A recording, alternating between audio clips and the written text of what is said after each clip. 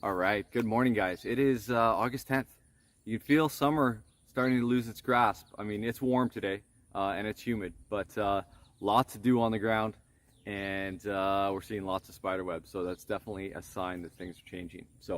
But today I want to share something really cool with you. Yesterday we had a substantial rain event.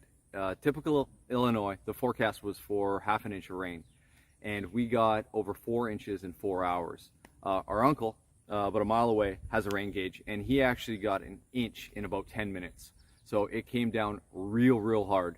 So that's afforded us an opportunity to come out and have a look at kind of like the damage that the rain did, where the wood chips kind of held up.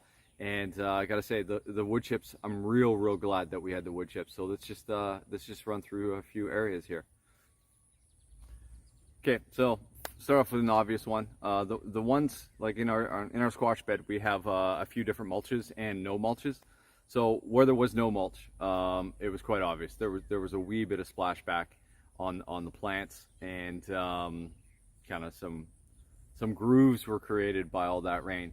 Now, as you can see, where the wood chips are, it's pretty much untouched. Obviously some of the wood chips sloughed into the pathways, but it did a really good job of draining it away.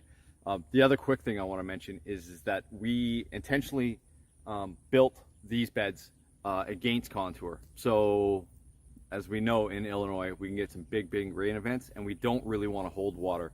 We want it to slough off the beds into the pathways and then kind of shoot out of the garden. And yesterday was a good example of how well that worked. The only area that we don't have that, and it's just due to the structure of the garden, is the tomato area, but we really laid the wood chips in deep there. Another interesting thing is we have tomatoes, tomato suckers that we popped off, just threw them in grow bags to see. We've been getting a few tomatoes, and yesterday we didn't pull any of the tomatoes. Well, today they're almost all split.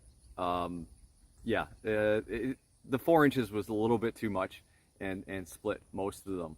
Now, the cool thing is, in our tomato area where we have over 40 plants, I haven't found one tomato that is split yet. And I think one of the big reasons, I think there's two big reasons for that. First off, we planted our tomatoes really deep, as opposed to Victoria where we came from. The soil temperatures aren't an issue here. They get warm enough. So we planted ours about a foot down. We did trench a few in, and haven't seen a huge benefit from doing that. So planting them very deep was a big benefit. But I think the biggest benefit is the wood chips. We piled on wood chips, and we're seeing all sorts of fungal growth, mushrooms growing. And when I went in there today, it was kind of an explosion of fungal growth. So that's a really cool benefit. And as many of you know, all we're doing is watering the pathways and allowing the hyphae and the fungi to do the rest of the work for us. And it really seems to have helped balance out. We really don't see many split tomatoes, and the plant health overall has been really good.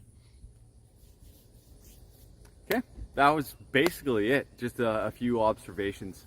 One last observation that might be coincidental is I'm pulling out a few of our plants. The one you're seeing now is an eggplant, and when I pulled the first one, it pulled all of the roots were mainly going to the pathway. So when I pulled the second one and I actually filmed it, same thing.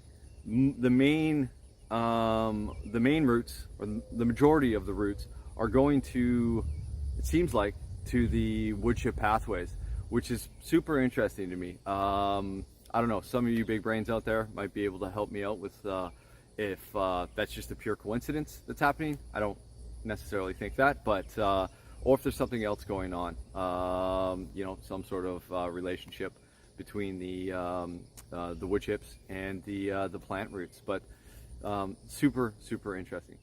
Okay, really trying to stay unbiased and just kind of observed stuff this month, this summer. But am I sold on wood chips? Absolutely. It's just I haven't seen a negative to it.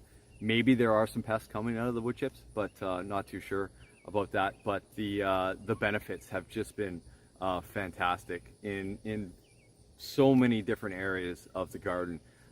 Soon we're going to be harvesting some of the wood chips because they're coming up on 2 years old, and using them as a soil amendment for our beds, our raised beds, and also our in-ground beds. So yeah, you guys are awesome. If you got any comments, suggestions, you know, let us know down there.